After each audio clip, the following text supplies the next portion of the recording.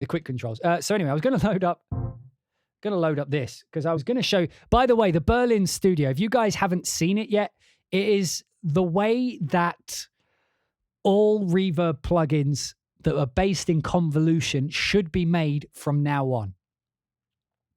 Did you tell me about that years ago, Clay? I'm so sorry that I didn't tell you. You can be a Duke for the day as well. I apologize, Clay, if you did tell me that, because that's been bugging me for ages. Right, let me just quickly pull up something that's got a bit of perk loops.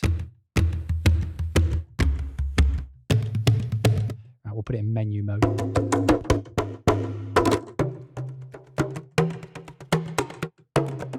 Right, I've got reverb on these, but not much. Right, but let me load up Berlin Studio. By the way, if anything crashes, remember it's because I'm streaming. So Berlin Studio does take up a lot of CPU from what I've seen, and apparently the update has fixed it, but I haven't downloaded that yet. So this should be quite heavy on the CPU. High CPU can usually fuck things up, so I apologize if it does. But anyway, this is by far one of my favorite reverbs so far. So I'll just let me just put it in the percussion. I'll just play what I was just playing.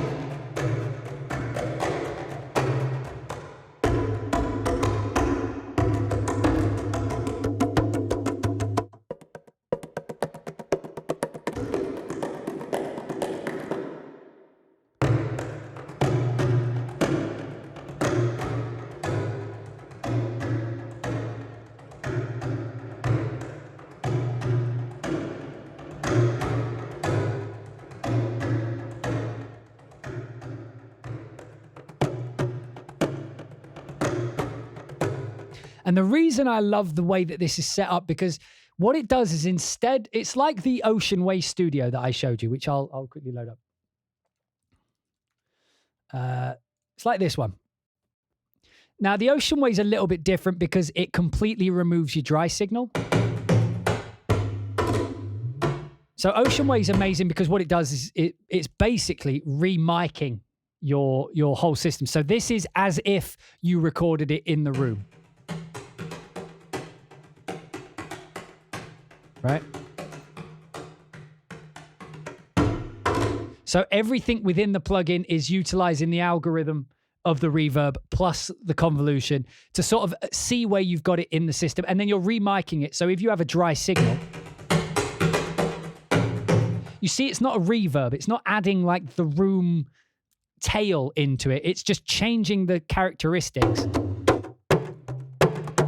of the way in which it was recorded, right? But it's also giving you access to, instead of like the near mic becomes your close mic, basically. You can change the mics as well. Only between presets, but you can change them. So let's say it's my dry signal. Right, you can see it's just adding a bit of reverb around the sound. It's actually sort of thinning it out, so I'll move it a bit closer. Can move it 12 feet away.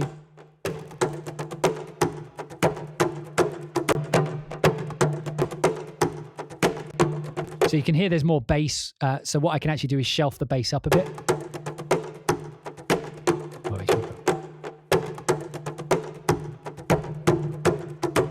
Just a general light one.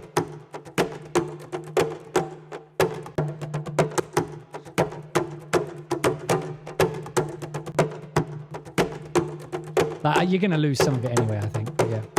So let's say, and then we bring in these other mics. So you're getting some of that slap back because it's percussive. But the cool thing about this is there's multiple different places. Right, so I've always liked that one. So, but the Berlin Studio is slightly different because it gives you the dry signal. So like, the reason that's cool is it makes it really good for synth sound design, which is why I loaded up the Project Chaos. But I'll show you a few of the features first, and then we'll move on. So the first things first, you've got a dry signal, right? And it's not adding anything to it. So that's first off, that's quite important to have. So then you have the Deca tree. So it's basically using a convolution recorded from that position with the Deca tree. And the cool thing about this is it means you can sort of put things back in a room, right?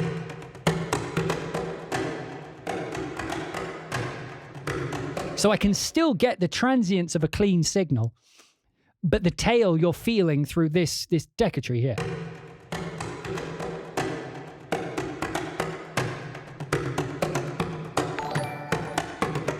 right? And then the AB one is a bit further back.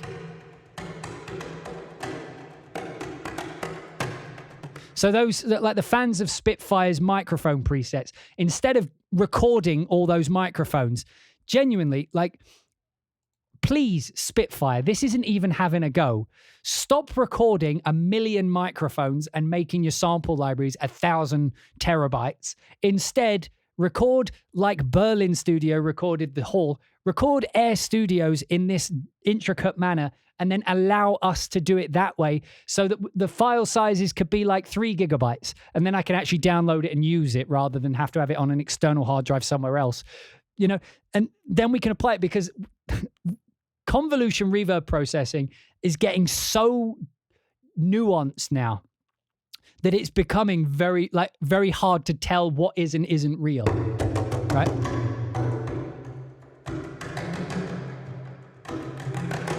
Right, so now if we bring up the surround mic, which are the ones that are, oh wait, you can't see. Now if I bring up the surround mics, which are the ones that are back here, as you see here, they're really by the way, this is the Teldex stage. So this is a big like movie sound stage that they record in Germany.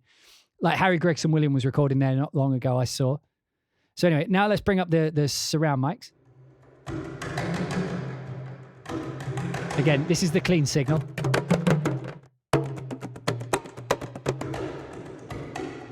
But here's where it gets awesome, and this is why, like, this is how it should be done from now on. You can move them around the room based on different actual orchestral seating positions. So let's say that in my new orchestra, I actually want these drums to be like where the violins are. And so now the reverb is reacting as if the drum was placed here in the room. And you'll hear that it feels like it's off to the left now. But you're still hearing all of that juicy reverb in the right signal. So now if I bring in the dry signal, we're still getting the dry down the middle, but it's feeling like it's recorded off to the left. And as I bring this down, you'll feel that it starts to melt from the center signal here. The dry signal will start to melt off to the left. And so all I have to do is balance to where it feels good.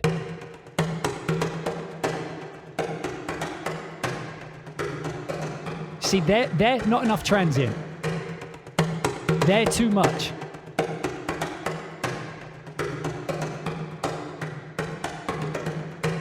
Maybe a bit more.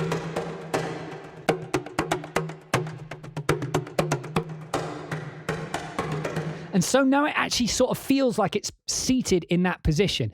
But the cool thing is you can just try different ones. Let's throw it where the cellos go. And now what I'm going to do is make an actual sort of mic balance mix. And again, if Spitfire was to do something like this, instead of recording them all, every time you loaded or brought in a new mic position, you wouldn't be stressing the resources of your system anymore, because you're not, like, every mic position you load in a Spitfire type library, you have to draw all of those, like a whole new set of samples. It's like you're loading the sample library in again for every single microphone. So if you just want one string, but you want 3 microphones, you're loading that string patch in 4 times, a dry one and then the 3 mic positions on top like we have here, which means if it was a 1 gigabyte on your RAM, it's now going to be 4 gigabytes on your RAM to do the same thing that I'm doing here, right? And so that's why I think convolution and working with this technology should be the future more so than trying to record them in place. Because to me, I know this isn't new, but being presented in this way is very, very new. Because the placements, like, it's been recorded specifically in every single placement that we would find useful, and it's recorded with these. I'm sure it's not new, but like, this is my first exposure to it, so this is what I'm going to show you. Anyway, so you can bring up these different mic positions, and none of these are the dry mic. And now let's just move it into some different positions, maybe where the trumpets sit.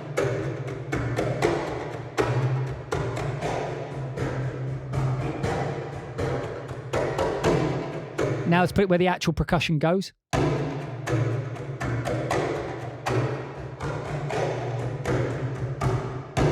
Convolution latency. What do you mean?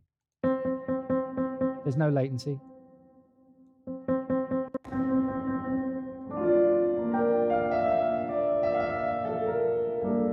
All right. There's no latency on it. I'm sure there would be if I loaded loads, though.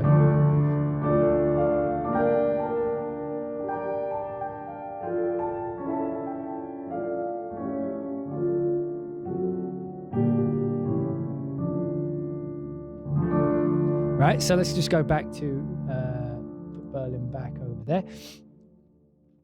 So what I've got right now is I've got it seated exactly where the percussion should go, right? But we have 3 different versions of where percussion can go.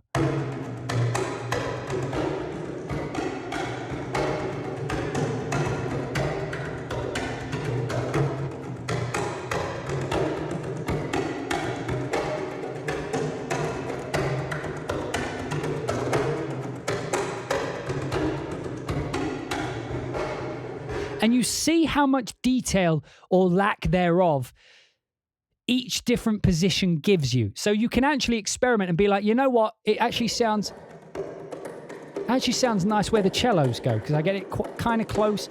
And then what you do is you balance these off. I usually like to have like this sense of the surround mics and then be closer. So I tend to bring these down. So these Decca trees are sort of picking it up, but then I'll...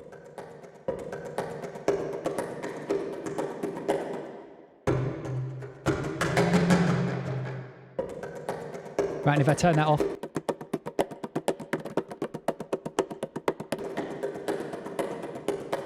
And the other cool thing is that I'm doing it way over the top there. But even when you bring it in subtly, let me do like a subtle version of this. Find a decent.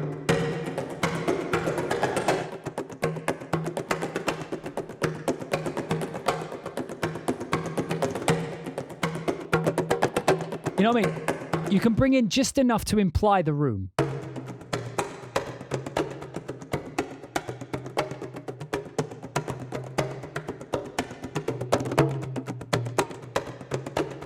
And the main thing that I've been using this for, so you could see that here I have a shotgun microphone. A shotgun microphone is great at recording things very, very cleanly because it's very directional, right? So if I move over here, it's a lot quieter than when I'm directly in front of it, right? So it doesn't pick up, that's how I'm able to compose without headphones on, because it doesn't really pick up the speakers unless it's human voice or something, then it starts thinking it is. So what I can do is I can record instruments very, very dry in you know, like here. In fact, I've got some, let me load up, like, what's a dry, let's load up, where is it? LA scoring strings. Let's bring up, because this is perhaps the driest of the sample libraries.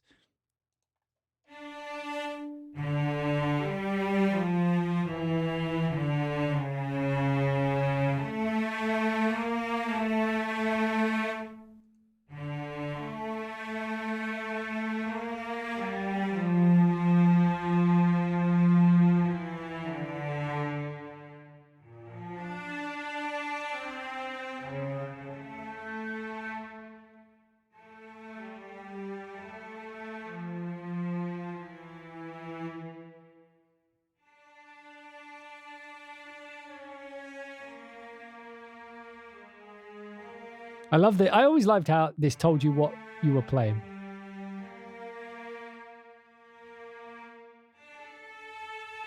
Let's move it around the room.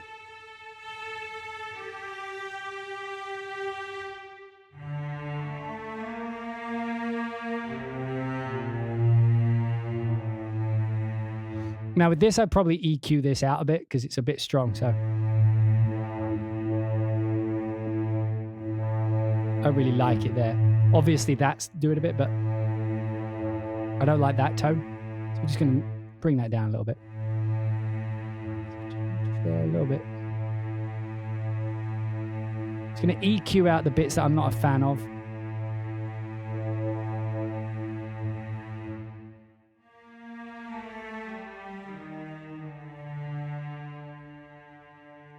Put in the cello spot. Right, and another thing we can do, by the way, if it's not feeling directional enough, you can close off one side over the other.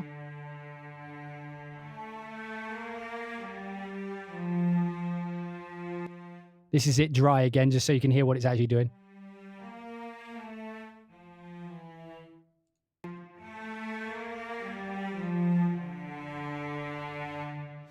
I want to do it with chords. Give me got a sustain. Do we have a sustain?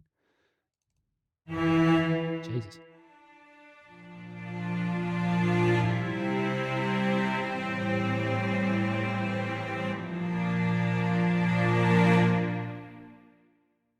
And then the difference.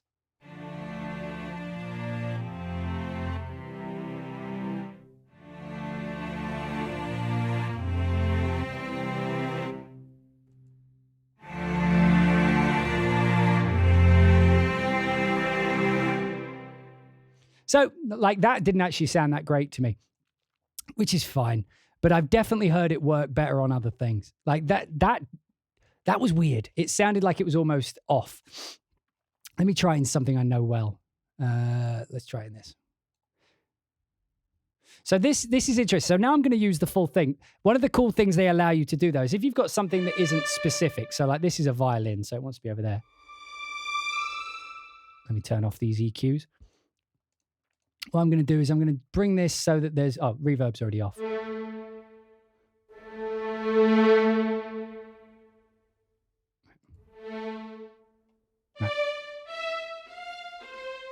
Right, so you see, very dry.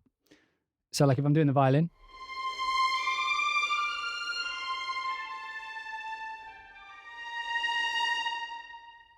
Let me pull out this. Put it where the basses should be. And something I want you to acknowledge here is if you look up here, even though that this, if you look, the violin, because violins are usually recorded on the left, as you can see, the violins are left panned in the actual patch, right? But if I put it where the cellos go, you're actually going to hear it still coming more out the right. As opposed to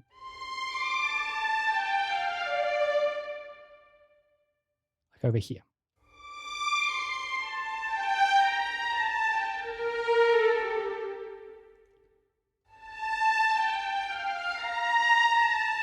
So you can actually, like, particularly if you've got not mono, but like if you've got centrally based signals, it's very easy to place them around the room. However, once you bring in the dry signal, obviously my dry signal is off to the left. So if I was doing violin and it was too far off to the left, I could actually close off the amount that's coming through. So that way. Citatus? I don't know what that means. Right, and then so like if we're playing the cello range.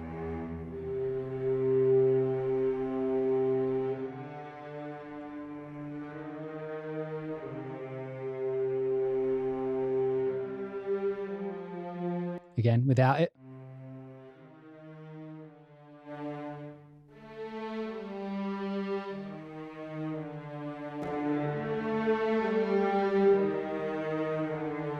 And of course, I'm doing this very loud, but like if I was to mix this lower.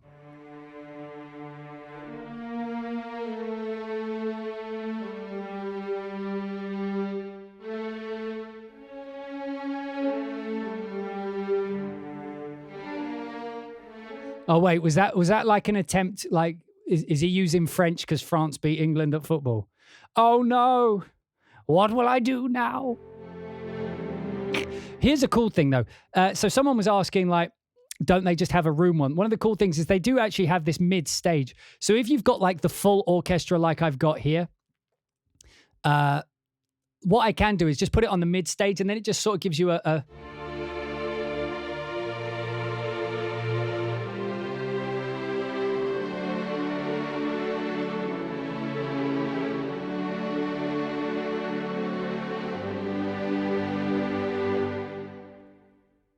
right, sound, if I turn it off again.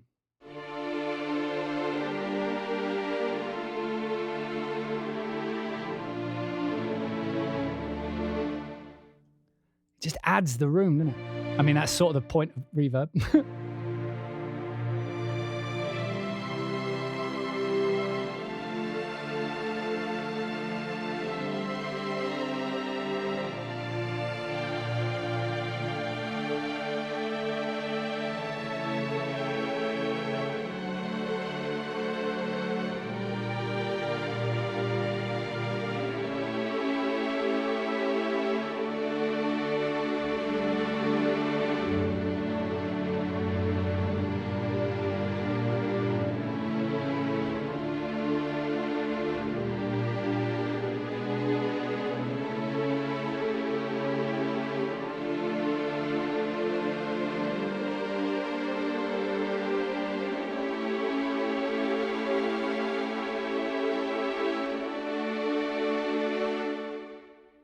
Beautiful sounding room.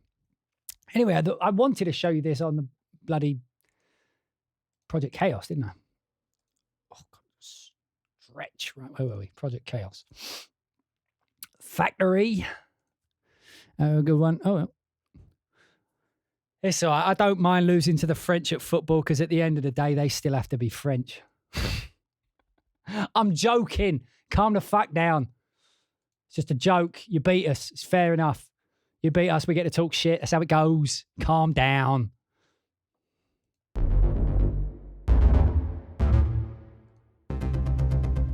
So here's what I like to do. I like to get synths.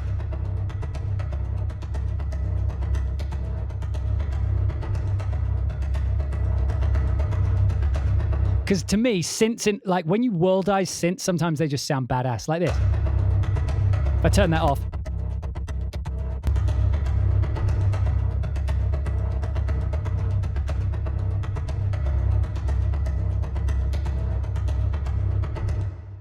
And then just sort of move it around, see what you like.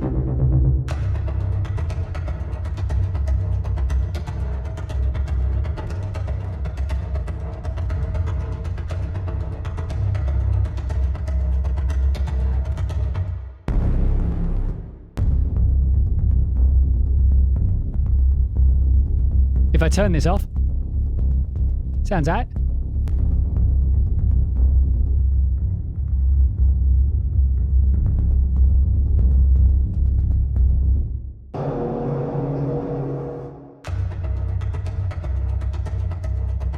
Let's take these out.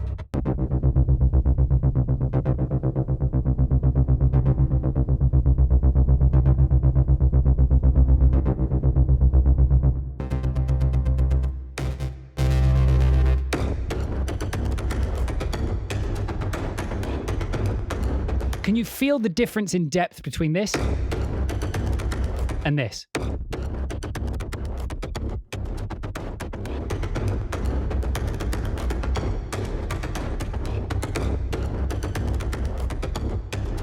And that's what I love about this plugin. Like, there's plenty of convolution plugins out there, but because it's split up not only by where, like, most convolution reverbs will record the room once or like twice. You know, they'll record the front of the room and the rear of the room. So not only have you got a convolution for every individual seated position of an orchestral section, you have the room itself, you have the room at the front of the stage, which doesn't have as much reverb. I'll just show you the difference.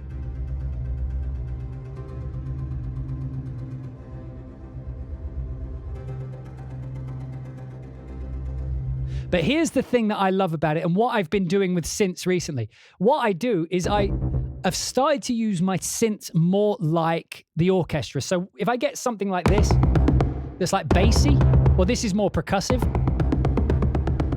So because it's percussive, I put it where the percussion goes.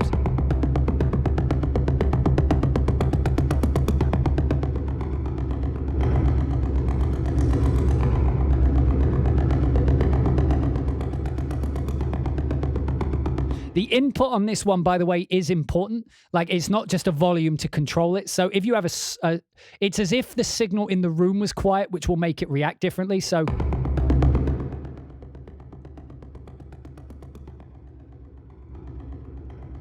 that isn't just the convolution turned down. The convolution is responding to the lesser signal as if it was a lesser signal in the room, meaning that you would still get a full width reverb, but the signal would be quieter, so it'd be more like air and white noise.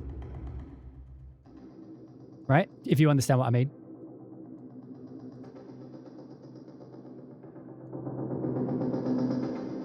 You see what I mean? The reverb doesn't change. Only what's in it changes. So it's as if the synth is physically playing louder in the room. So what you want to do is find the balance of where don't just leave it at 0, because that's going to sound too loud. So you find what sounds right for that sound. Right. Which for me is like -6. Now I'm going to find a balance of the room that I like. In fact, I'm going to put this... What would I put that? Let's put that where the violas would go.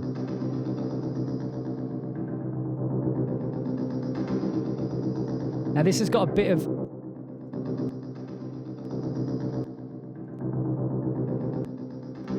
think it's in this one. Just take some of that out of there. Still in there, isn't it? Right, so we take that out of there. Bring in the clean.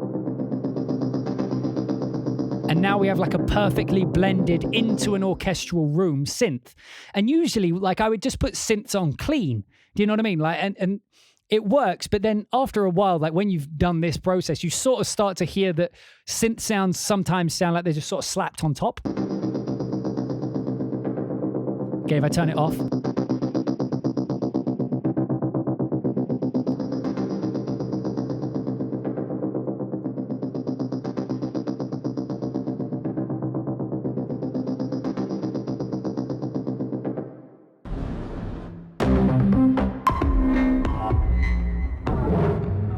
Right, let's put this where the choir would go. So lots and lots of room.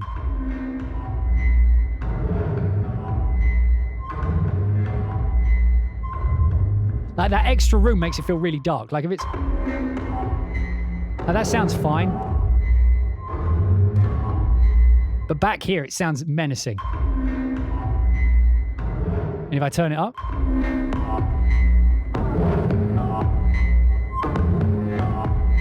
with it off...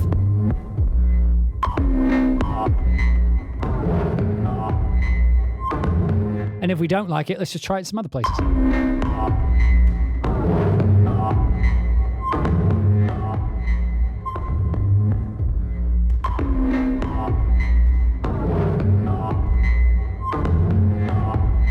think I actually like it on the left here.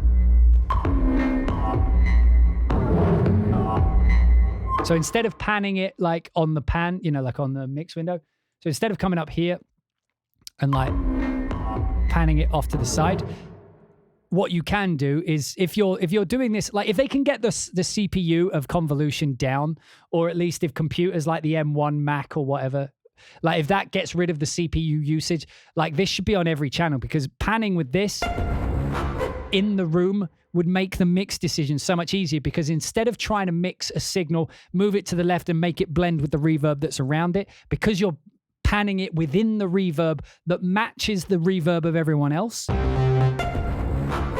So if I wanted this on the left,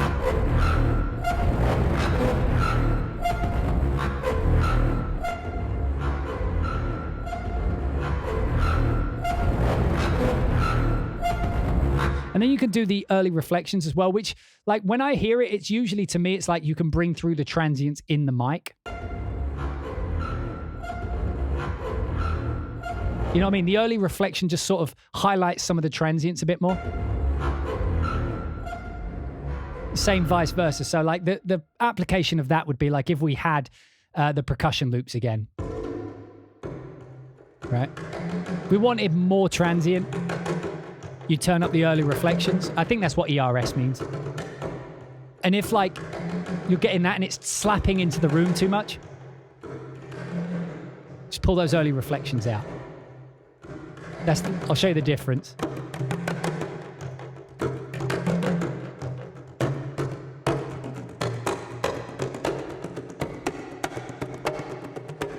You can make it sound weird. But like that, if there's too much transient in there, just pull it back a bit. And then you get less of that like slappy, like watery, bubbly sound of transients hitting the wall, like the slapbacky sound, if that's too much for you.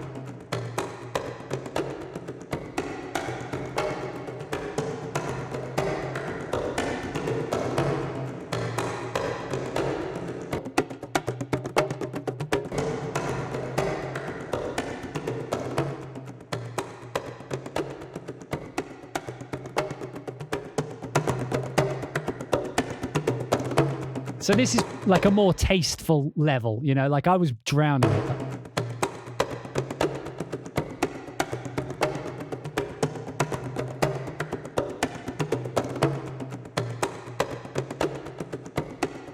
With it off.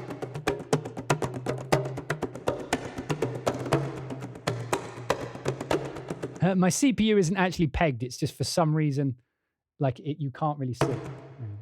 That's what my, oh God. Here's what my CPU's at. Like it looks pegged there. It's not. It's like almost at half. It's just that this meter here is like crushed below the buttons.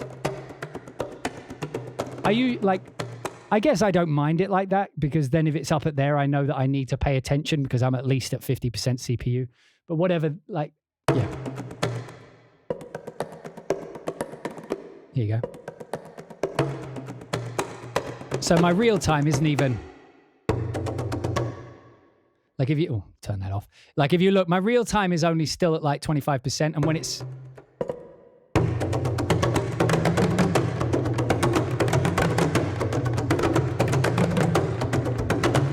right, so it peaks. That's sort of the problem with it, you know, so it makes it awkward to do. But what I'll usually do is just like, you know, get something like that, do that. And then just like I literally on my mouse, like I select what I want and then I have a button on my mouse. I just click it and it renders it in place. That is a super useful shortcut to have, by the way. And so now I've just got it as audio. Like that's usually what I would do because, you know, once it's printed like in the room, sure, I may want to move it later, but it's like the old British way. It's just commit to it, you know, commit and move on. But like that's what I'm saying. A lot of these things, what I'll do is I'll be doing it with a dry signal in order to supplement it, make it feel like it was recorded. There's something about the reverb of a big hall that sounds more expensive than a dry signal. So if I wonder what the haze, I haven't done the hazes through it before. Let's try this actually. So if we've got, oh, that's kind of cool actually.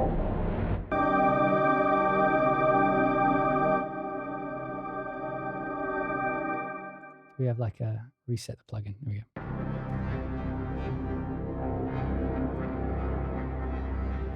Let's put it in the choir spot.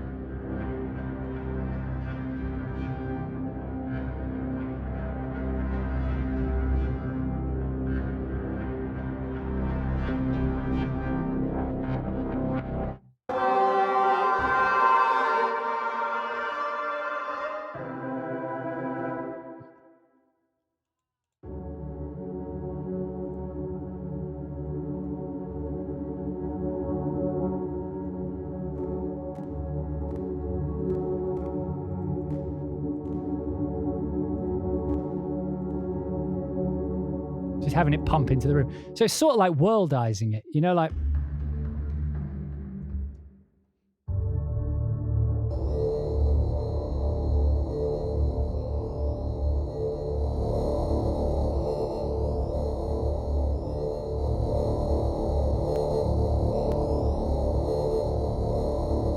Let me try some of the presets we got here.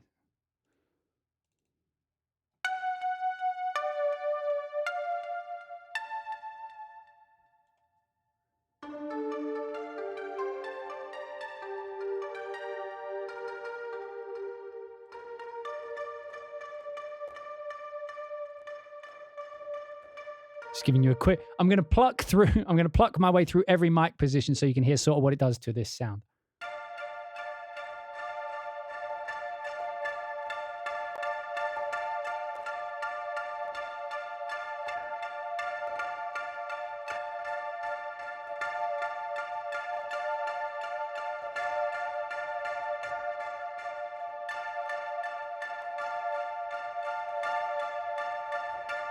My favorite was this.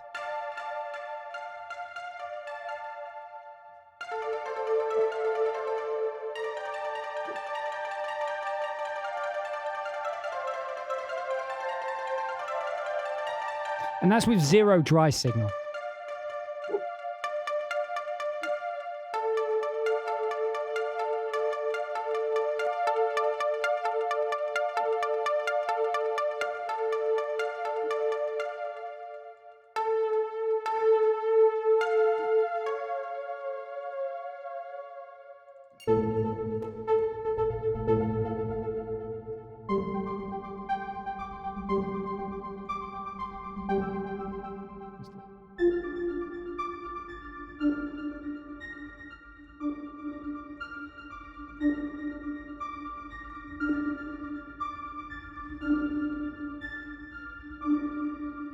kind of a nice vibe.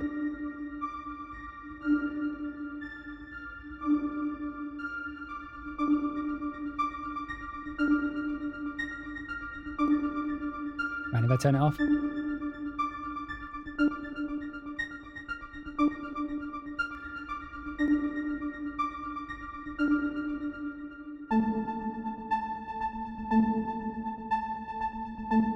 Like my favorite little trick is I always have the surround mic a bit louder than it should be.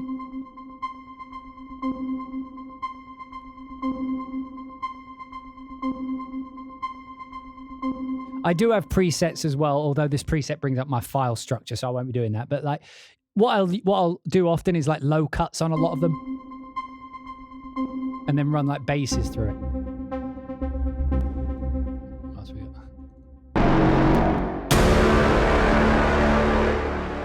There we go, that's a good test, isn't it?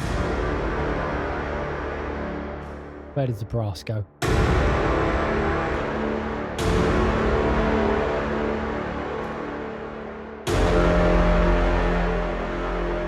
Sorry, I didn't know it was going to be so loud.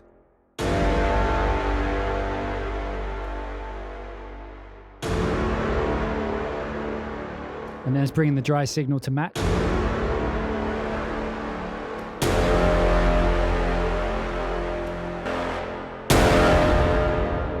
Sorry, that is very loud by itself. I'm going to turn that down.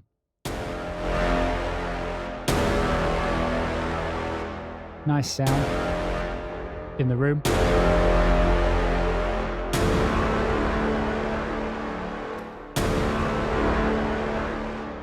Like just feel the room envelop it.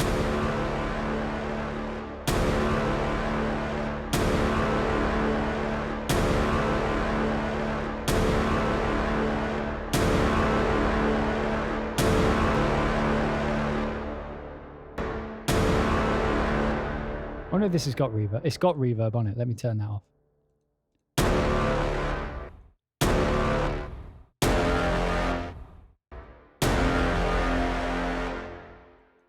So if it was brass, well, if it was trumpet, probably trombones would be the biggest, wouldn't they?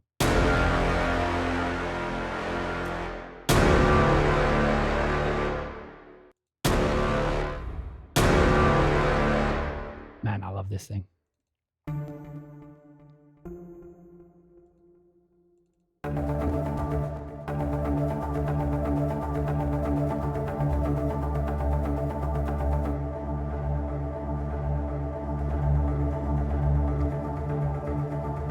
I like it in the woodwind spot.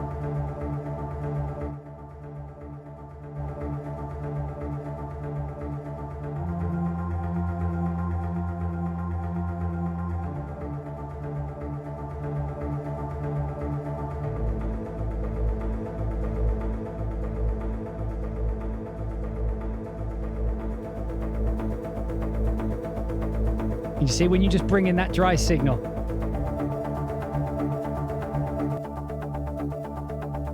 Like, I don't know how to describe that feeling, but you know what I mean? It's just...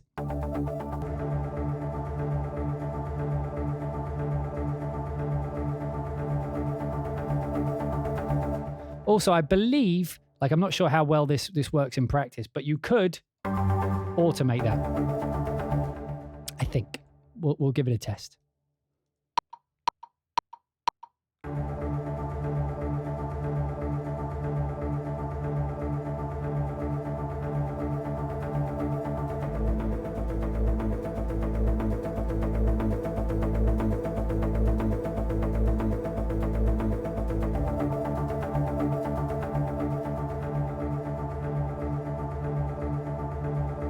You can also do this.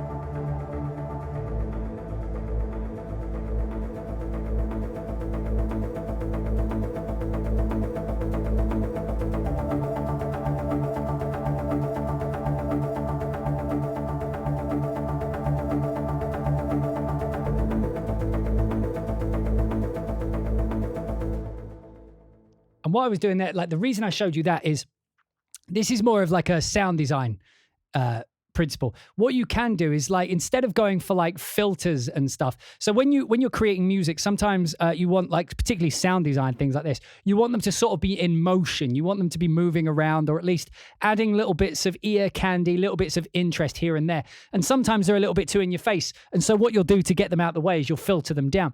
So what you could do as an alternative, because you can in this moment, you can automate, you can write automation data to each of the faders. If you watch, what happens is you can create the space just using the reverb. So you can pull the dry signal out so that just the room is going. And then that way, if you've got an orchestral piece, it's as if the synth is just playing in the room, but you're no longer focusing your pointed mic at it, which you would do normally. Like if you're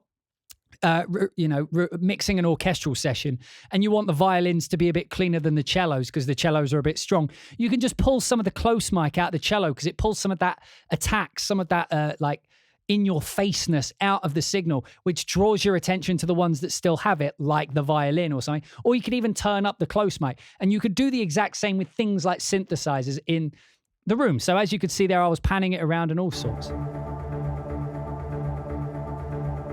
What I'm actually going to do is I'm going to render that. No, I'm not. I'm going to put what is it? Like Hans Zimmer, the percussion. Where's the percussion? Drums. Let's put the Zimmer drums in there.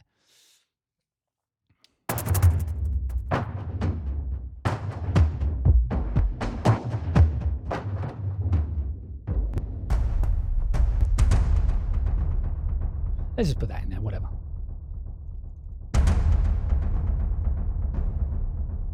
Actually, no, that sounds shit. You'll do. Just for now, I just want some drums. I just want you to acknowledge, well, not acknowledge, but see how it layers up when it fades out, right?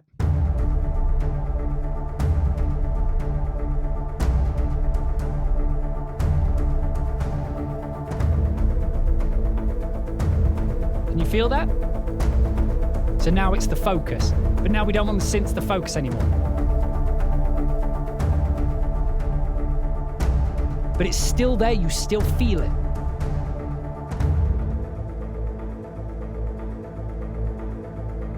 And then I started panning it. But did you hear as it came in? I'll just show it one more time, just so you can like really pay attention. But as this close mic comes in, feel how your attention moves away from the drums onto the synthesizer and then away. And all I'm doing is pushing that dry signal back. But the cool thing about it is you're not losing any of that interest that the synth gives you. You're just losing the dry signal that's in the way of everything else. Usually you'd EQ that out or something, but you can literally just pull it away with the microphone.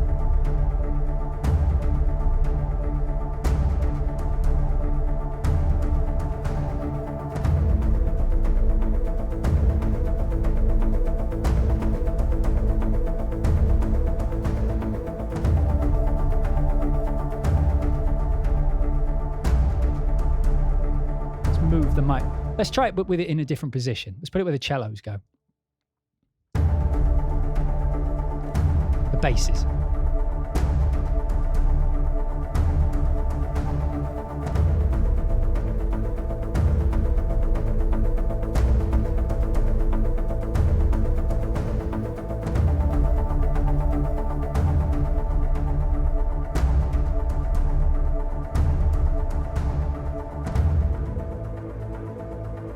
And you can see, like, just by moving the position, it's moved into a completely different tonal sort of center.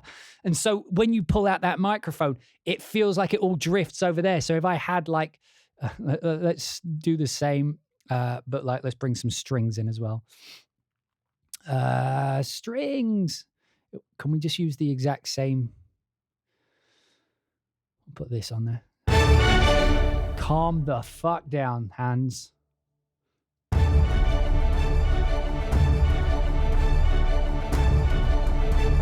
Okay, that we're gonna have to change that because that's a bit aggressive.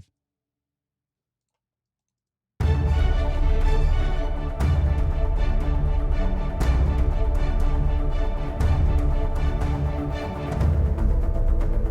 right, that one's not in there, so I need to put that.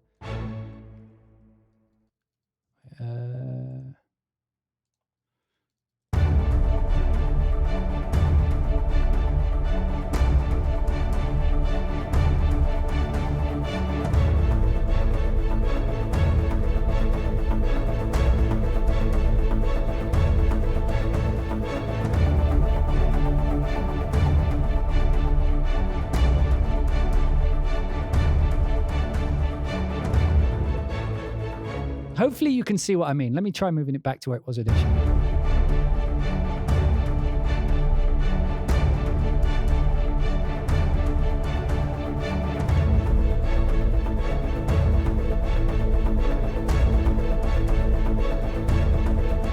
Like the point I'm trying to show is that you can make things feel like they almost sort of come out of the background and then push into the front. And then you could do it the other way around. I mean, I should, as a demonstration. Let's try doing it with the strings as well. So if we were doing it with strings, we would want,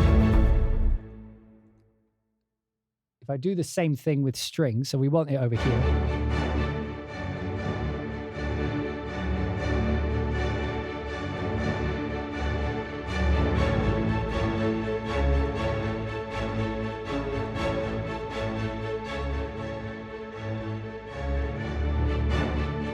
So let me try doing the same thing. So we'll do like the opposite.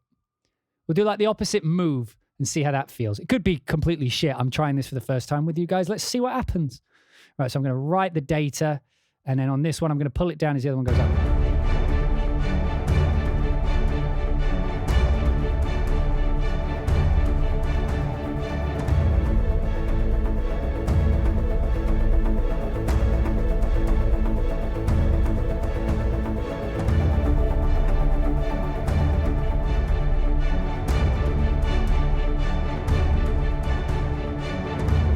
Like the concept worked, although it didn't sound amazing, but the concept worked. So I'm going to try and find a different string sound that isn't so, what's the word, like dancey. Is it, where are you hiding? Where are you hiding? There you are.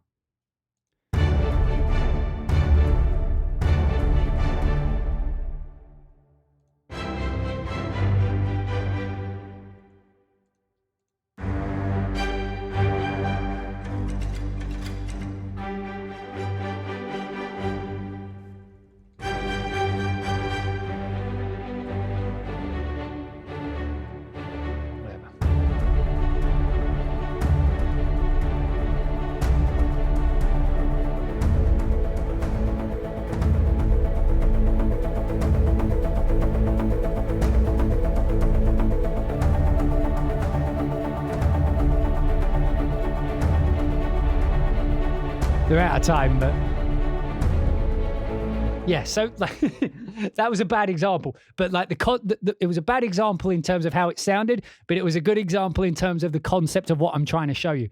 So what I was trying to show you there is, because these are recorded in the room, when I pull the direct signal out of one and push it in the other, they cross into each other a lot more seamlessly than normal because they're in the same room. So your brain is hearing the reflections sort of move as though the focus comes off of one onto the other.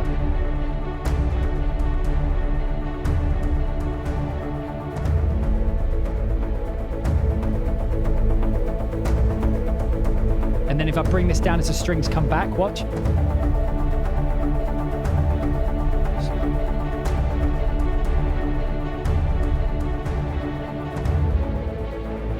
But because that other signal still fills the room, you still get the sense of it without losing it. Whereas if you were to filter it down or EQ it, you'd just be losing all of the high end.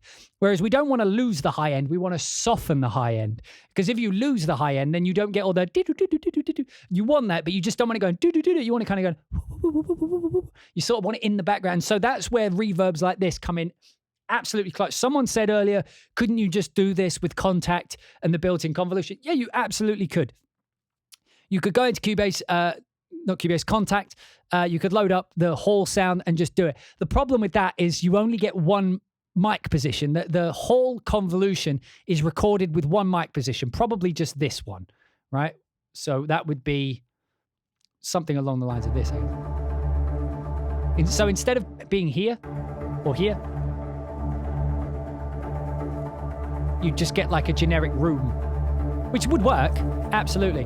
But that's not the point of what I was showing. What I was showing is if I have, let's say, this on the reverb on the right, and I have the strings on the reverb on the left,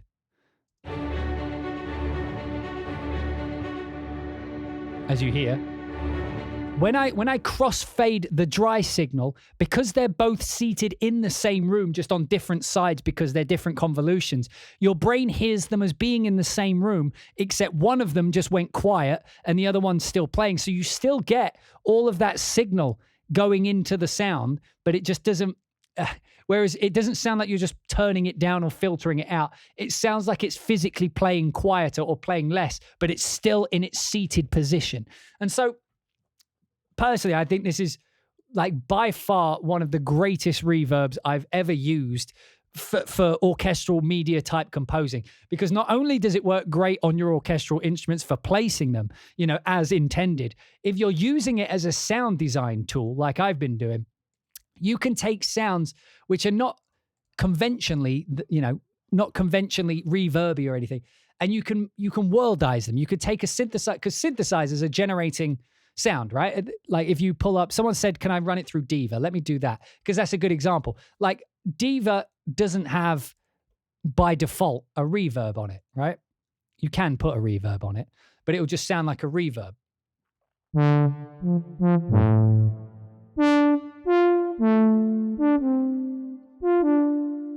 Now we put it over here.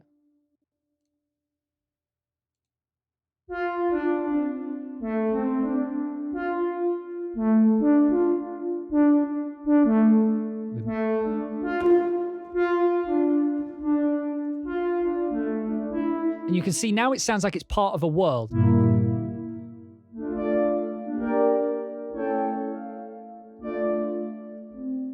Right, let me... Jesus. Aliens.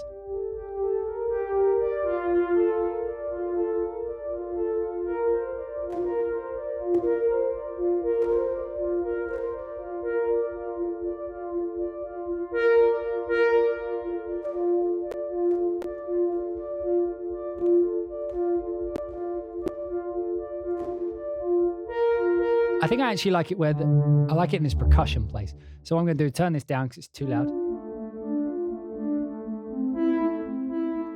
Let's just see what it sounds like in the mics.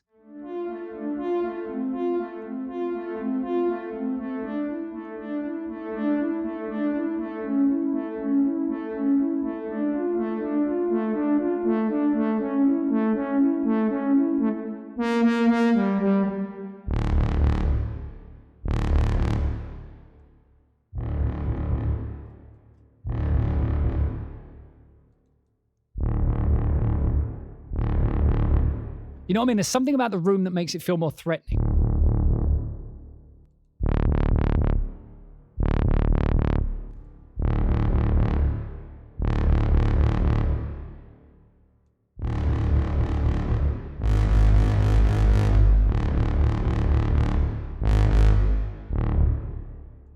Run some of my patches through it.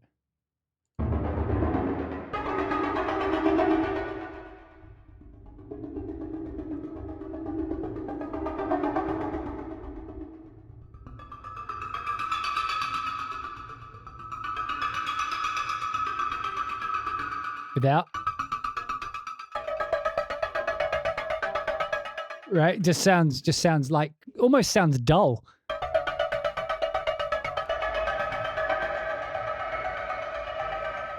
That's actually kind of cool, because if I put that, let me just quickly, that to me sounds like, if I just put this like, no, actually it'd be more like a,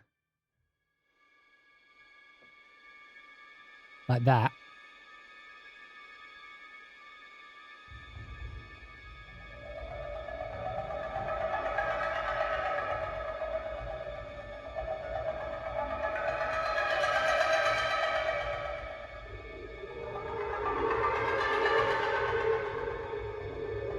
You feel how that feels like an orchestral synth. Whereas if it was dry,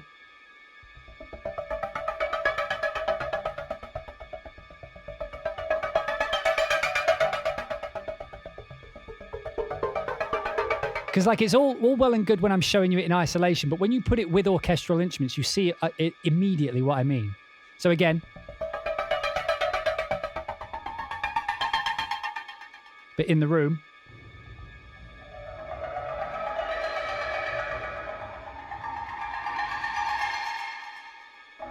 And it doesn't just sound like reverb. It sounds like it's in a room.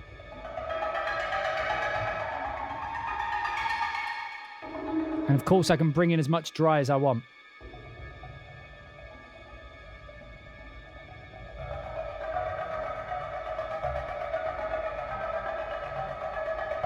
So I can get the definition by going high.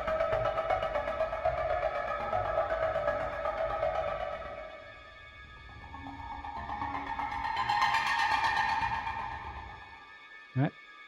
Okay, so let's try a different sound.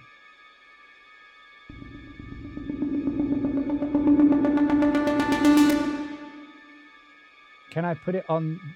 Yeah, I can put it on those two.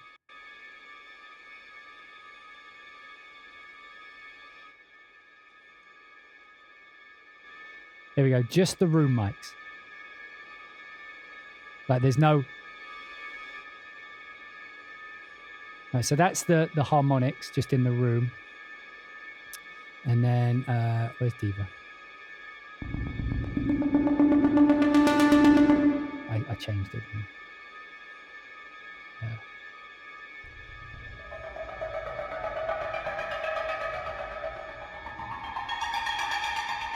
Right, but now let's put it over where the basses go. In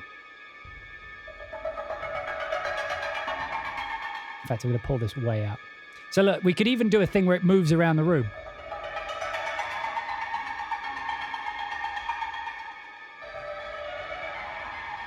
Like you're being chased by a clown, you know?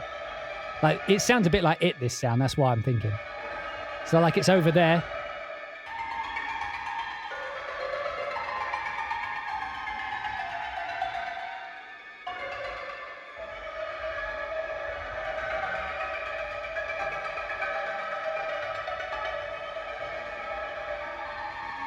I actually like it back there because look, no definition whatsoever. But then if we bring in...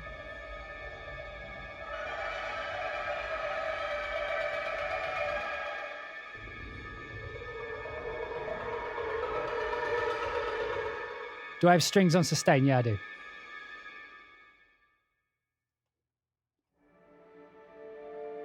In fact, a good one for this would be tremolo.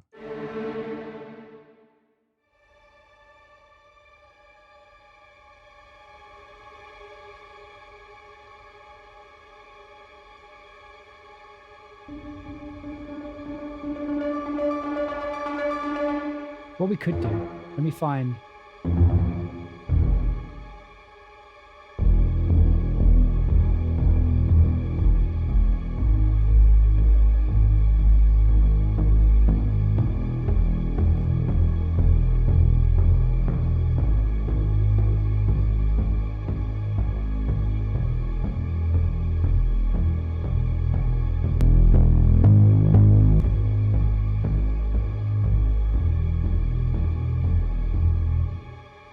works.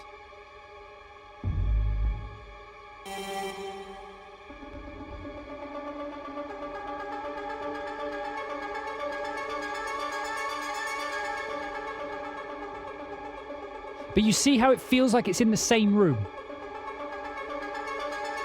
I turn it off.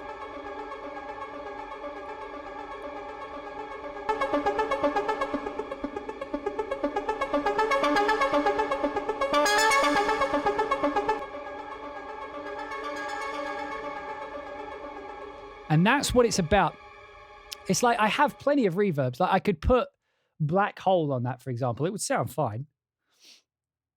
Like there are many ways to soften it, but what I'm saying is when you're doing orchestral music, like what I'm saying is more applying to the type of music I write. Like if you do EDM, sure, maybe an orchestral hall is probably the wrong reverb for you. So like this is Black Hole on it.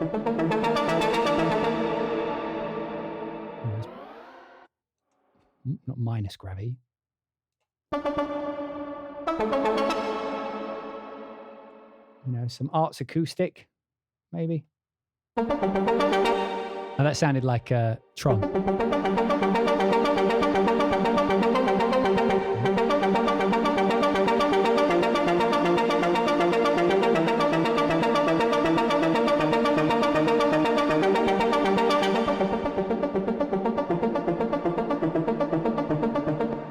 That's Arts acoustic, but just something about Berlin.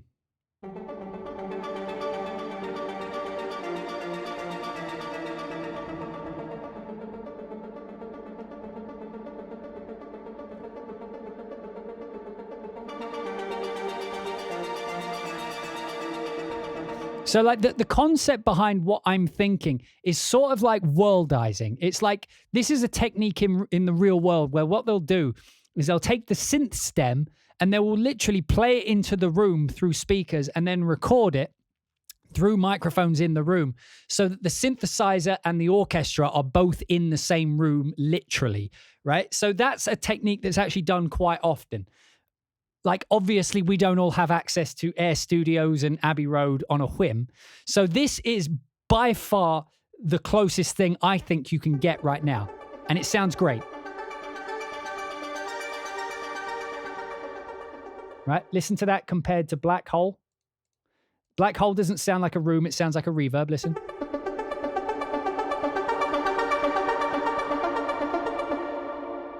Right?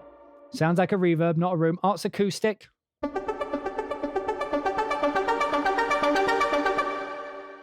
Sounds like a room, but doesn't sound world. It sounds like a synth with a reverb on it.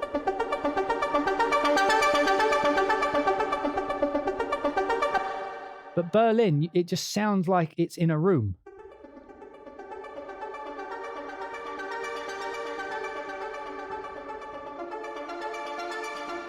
To me, at least. I mean, you may disagree. What do you think in the chat room? Do you disagree?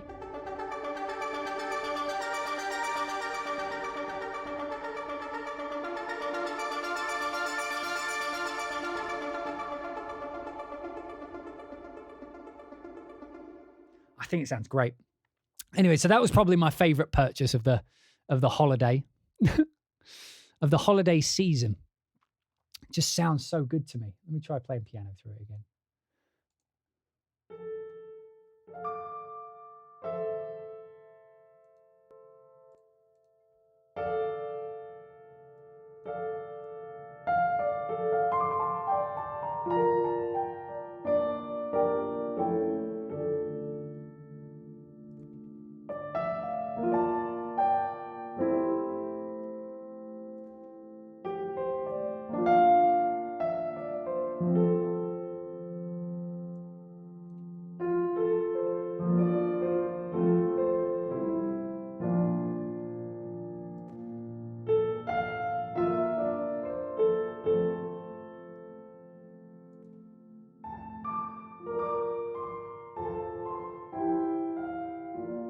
That is where I would put the piano. Listen, doesn't that sound more like...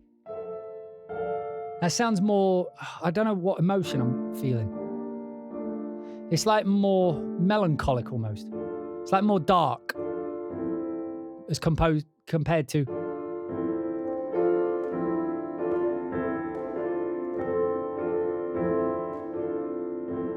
Like, that's where I want my piano. And now I just bring in my piano.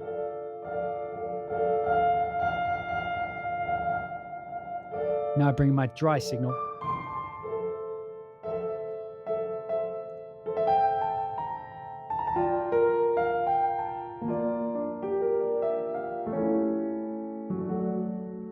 Without it.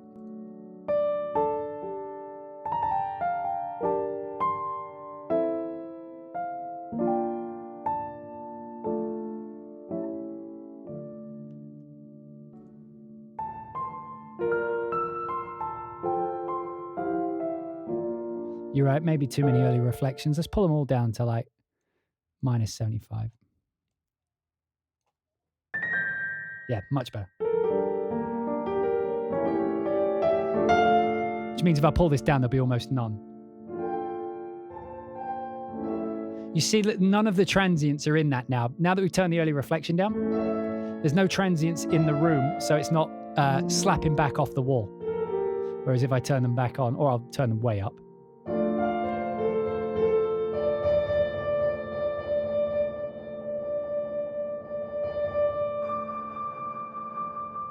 and these early reflections, I believe, are something you wouldn't get in a regular reverb as well.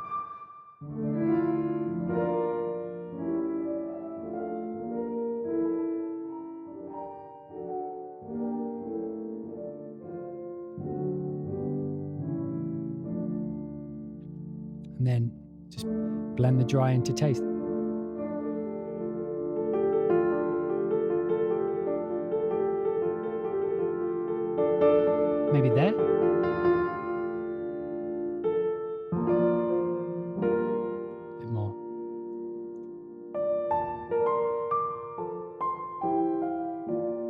You see, and you don't feel a reverb, right?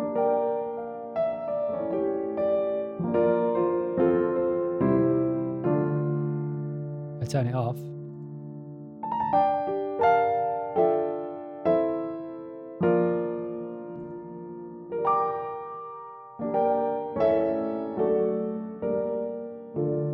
And again, let me put black hole on it so you can tell the difference. Like that's what I'm trying to like hammer home, I think, is it's worldizing, it's not reverb. It's black hole. I love that reverb, but it's not worldizing, it's reverb. This is Arts Acoustic, which I actually like. I like this and would use this. It's got a little bit of like a zoom, like, you know what I mean? Get a bit of that.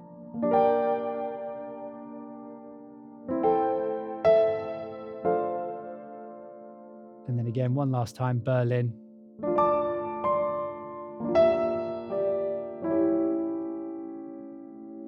Make it even more roomy.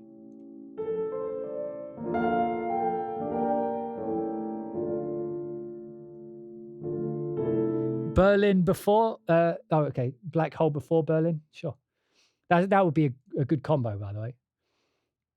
Let's put this back up like it was.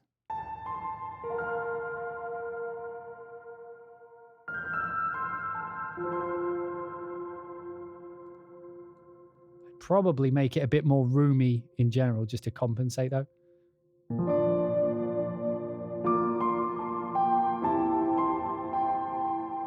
Yeah, that's beautiful.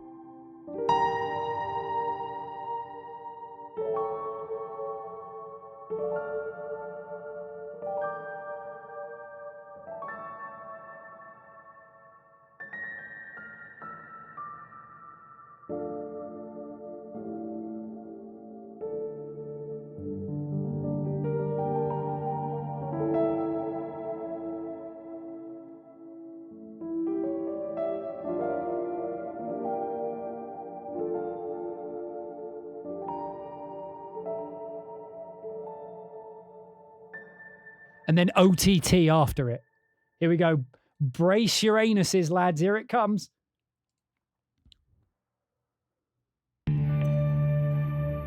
That was underwhelming. There it is.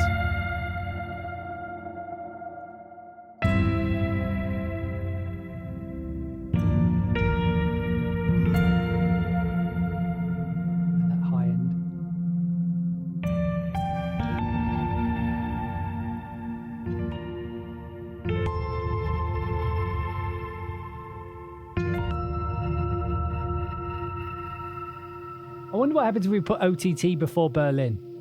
But, yeah, OTT before the reverbs.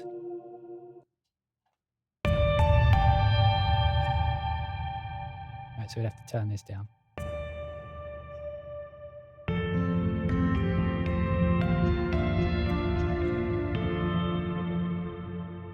Doesn't sound good, but I wonder if it sounds good if it's before Black Hole, after Black Hole. Yeah, it works. Like, so if you put OTT after Black Hole, but before Berlin, you get all of that tail. And then that tail goes in. But I would have to, in order for that to work, I would have to get rid of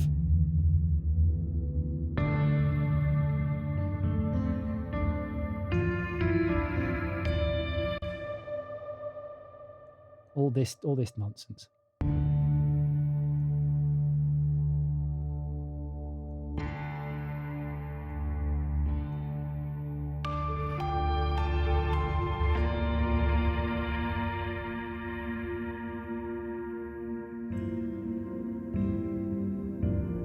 And I wonder if I take all of the transient out of Berlin, all of the dry signal,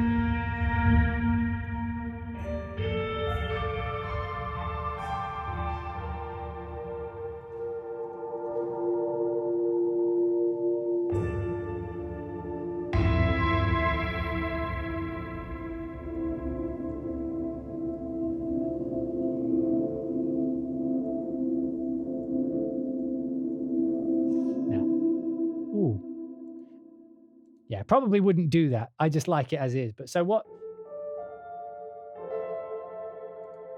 That, we don't need that anymore. And of course, you could put things like, so worth mentioning that, like, if you use things like delays, you know, like if you use them before, they get echoed into the room.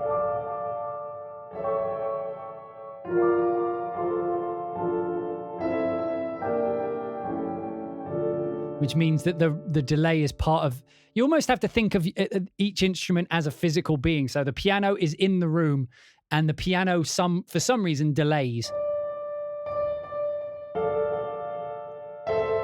But of course you can also be weird and put it after and stuff. So if you put it after.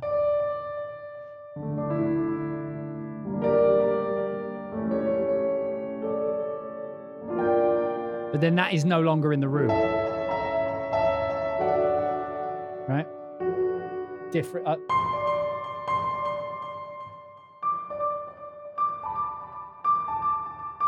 That's out of the room now, in the room.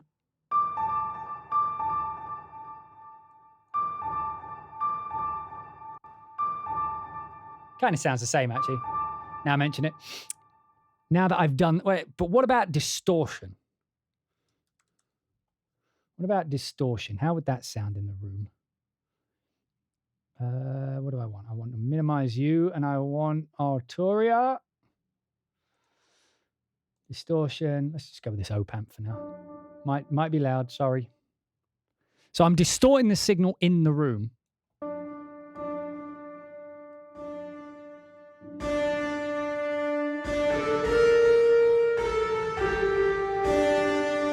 That immediately made it turn into like if any of you play like Far Cry or basically any Sarah Schachner score type thing. Or like Steve Barton's Apex Legends does stuff like that, doesn't it? So just distorting the piano before the...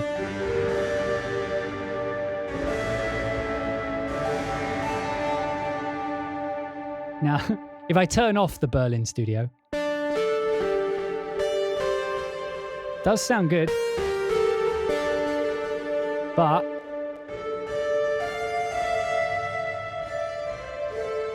that to me sounds...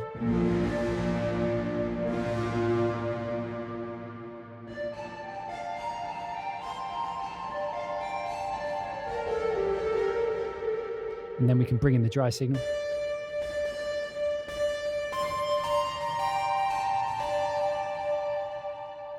Got black hole in there. Turn black hole off for now. Yeah, turn black hole back on, definitely. But of course, if I move the distortion after the black hole,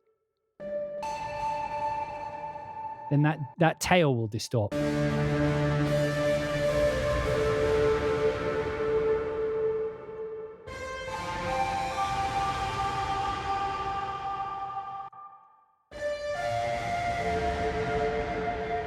And if we put that distortion after Berlin, you just get zzz.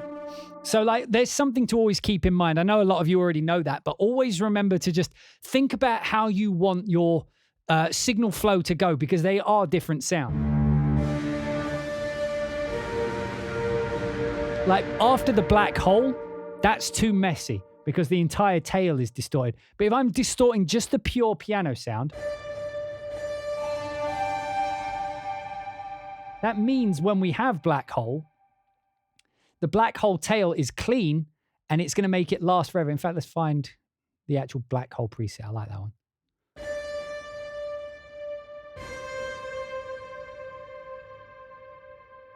Right? Goes on for, if I turn it off. So then we do what?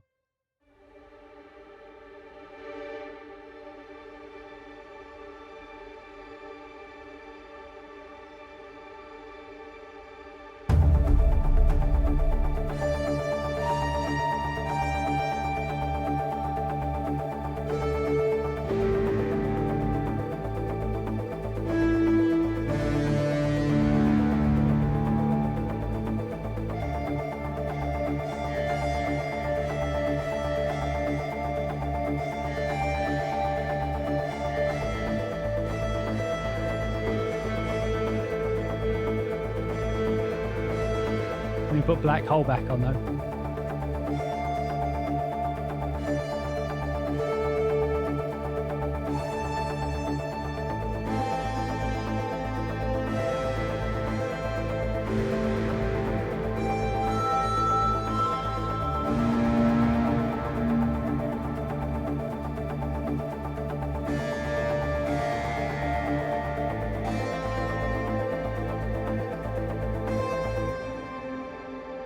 Maybe we turn that distortion down a bit.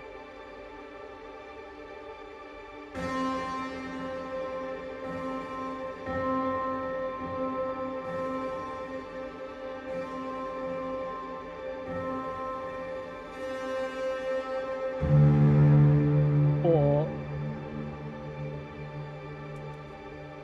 we could try.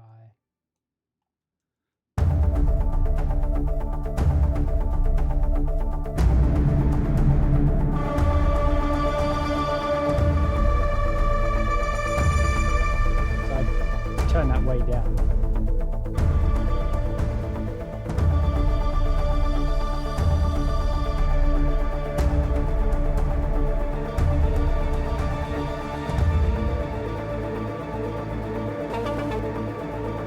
Bring in some dry.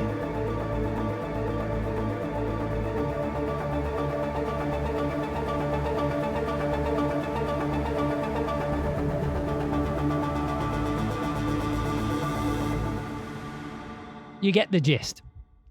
Anyway, on that note, I hope you guys enjoyed this look at Berlin Studio. I'm going to put this on YouTube as well. So if you're watching this on YouTube, that was a really long, extended look at Berlin Studio. Hopefully you understood a few of the concepts and techniques I was using along the way there. If I'm doing this as like having a look, in conclusion, by far one of the best reverbs I've had in a long time. Convolution reverb has that ability to put something in a room. Like most algorithmic reverbs sound like reverb applied to a sound.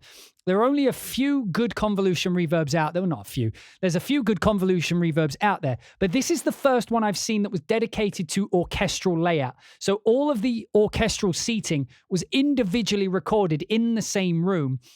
Like that must have taken forever, but I'm so happy they took the time. So the violin was recorded separate from the cello. Impulse response was recorded different from the woodwinds, from the percussion, from the choir. So you have access to a specific convolution reverb in an actual Hollywood style recording studio. I mean, it's tldr in Germany, but Hollywood scores are recorded there because it is a fantastic room. So you have individually recorded sections in a like amazing room. And you have 3 separate mic positions to choose from. You have the Decker tree, you have one that's a bit further back, and then you have the surround mics, as well as a direct signal track. And a lot of people are like, well, why does the direct signal track matter? If you're doing things like sound design, or you're wanting to move something in a room a bit more, having the option to be able to pull that dry signal back or push it in so that you bring in like all those transients and little bits that get lost in the reverb, make it so that you can sound design sounds that have beautiful, like perfectly clear and legible, like you can understand them.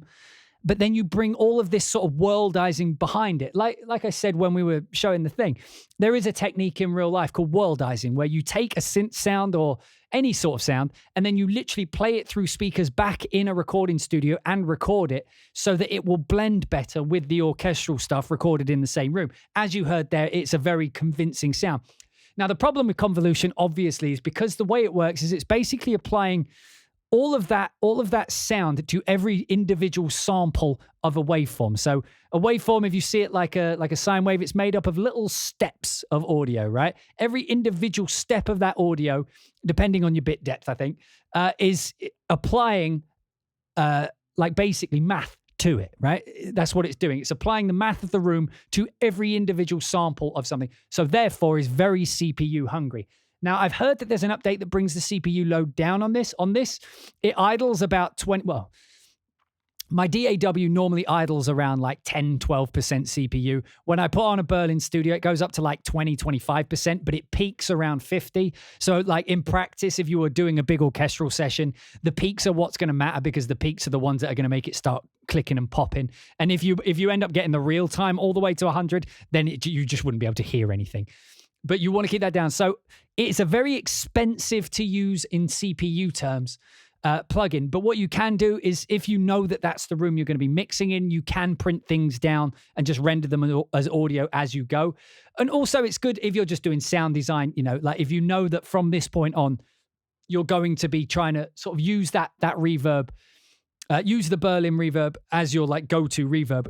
When I'm sound designing outside of any project, if I put it in the Berlin Studio, I now know that it's going to blend reverb-wise with what I'm going to be doing orchestrally, because I know that that's what I'm going to lean into for the project, if that makes sense. So you can sort of preempt your own work, and you can do a lot of rendering in place and stuff beforehand when you're making up your sound palette or whatever for the project. You know that, and they will all sound good, and they will all sound contextually in place.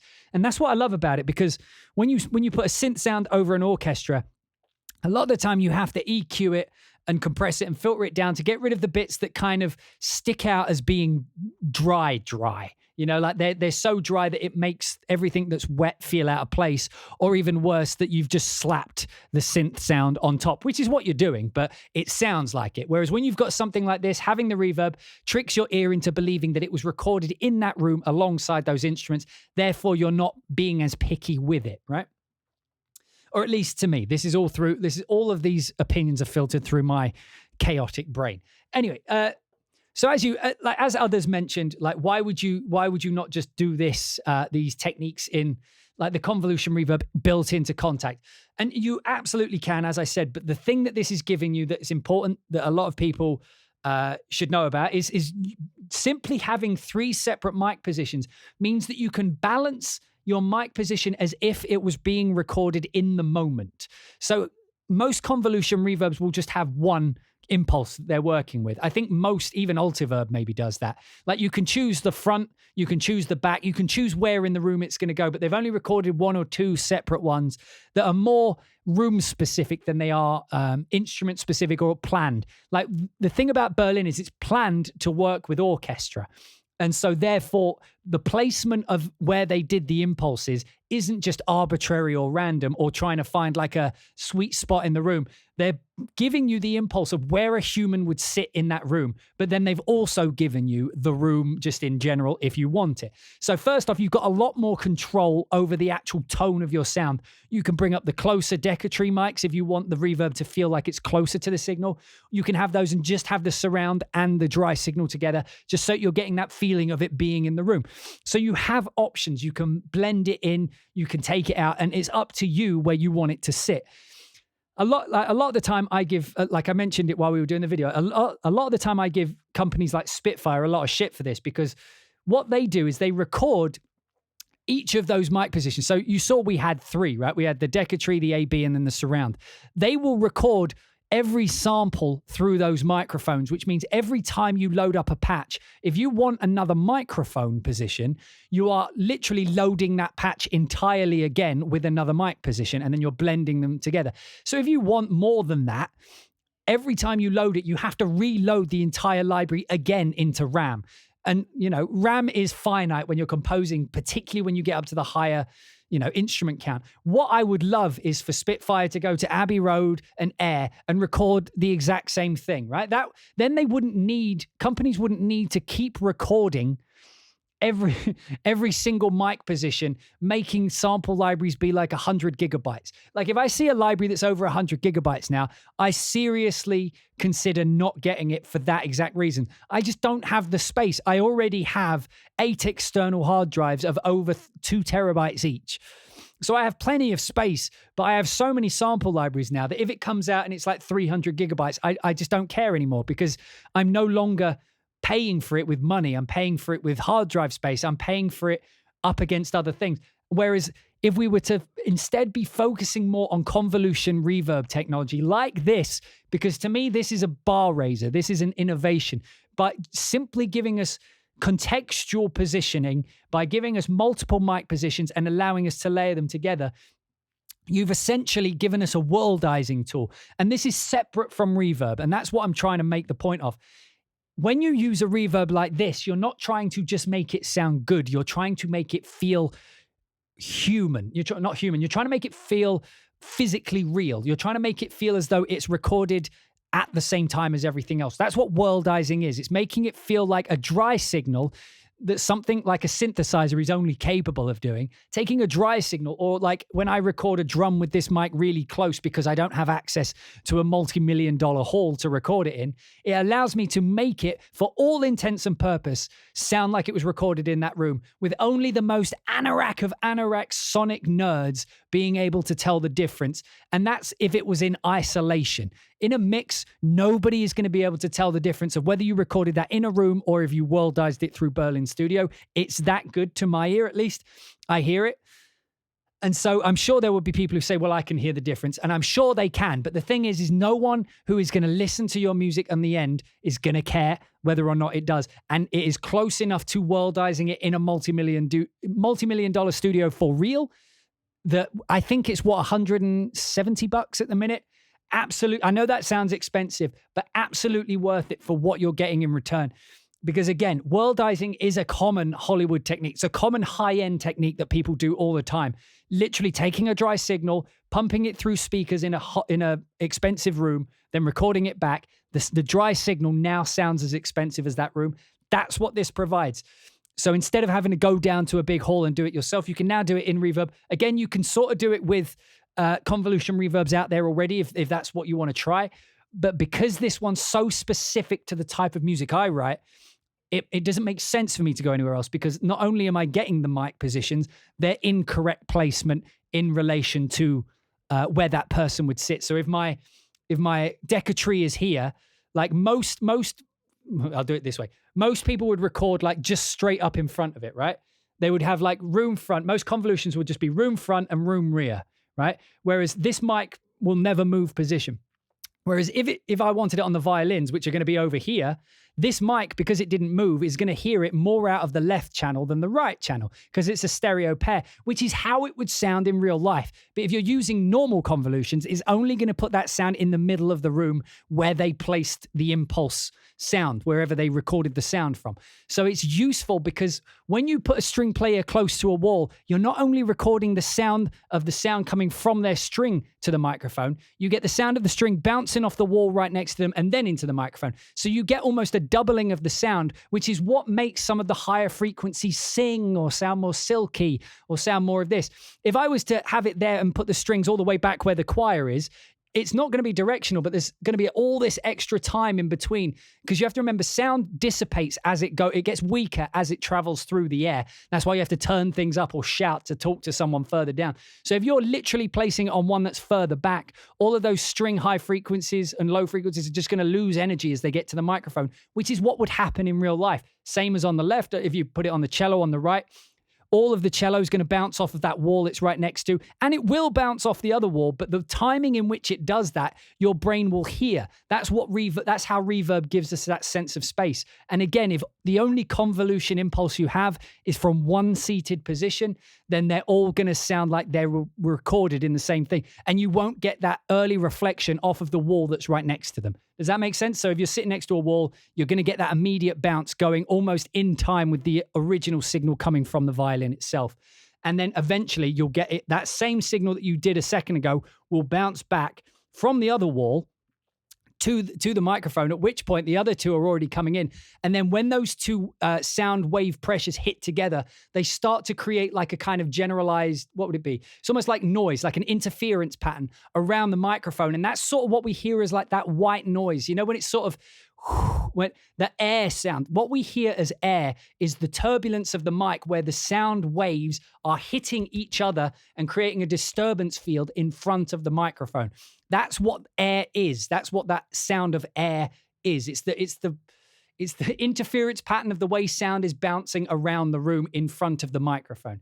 And so you can't fake that unless you record it in the room. You can't take a convolution that was recorded in the center of the room and then make it sound like it was recorded right up against the left wall. It just wouldn't work. You'd have to introduce early reflections, at which point you're using two reverbs.